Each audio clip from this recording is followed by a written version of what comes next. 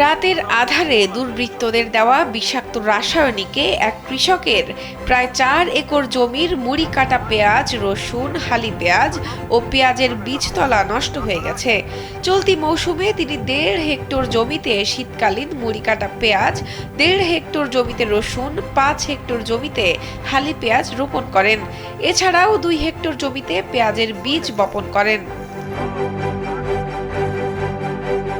রাতে দুর্বৃত্তরা বিষাক্ত কীটনাশক দিয়ে তার প্রতিটি ফসলের ক্ষেতের সব ঝলসে দিয়েছে। এতে করে প্রায় ১০ লক্ষ টাকার ক্ষতি হয়েছে বলে দাবি করেন এই কৃষক।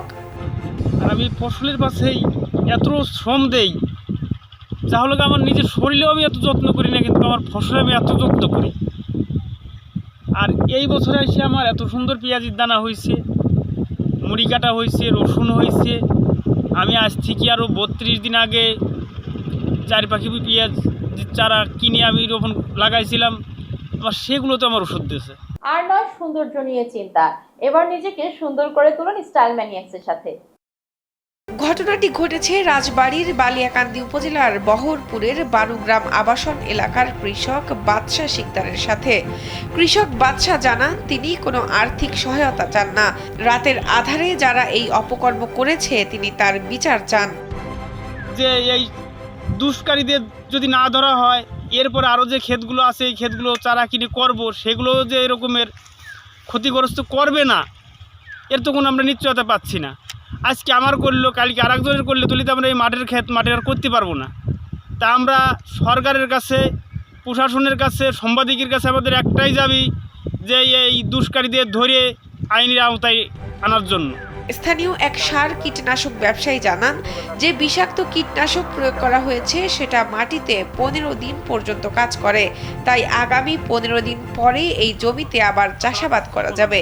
তবে ততদিনে পেঁয়াজ লাগানোর মৌসুম শেষ হয়ে যাবে। অন্যান্য কৃষকরা এ কাজের প্রতিবাদ জানান। তারা বলেন এমনটা চলতে থাকলে কৃষিকাজের প্রতি আগ্রহ হারিয়ে ফেলবে কৃষকরা। কত কষ্ট আশা করা যাবে না, গাছ হয়েছে সেই গাছ।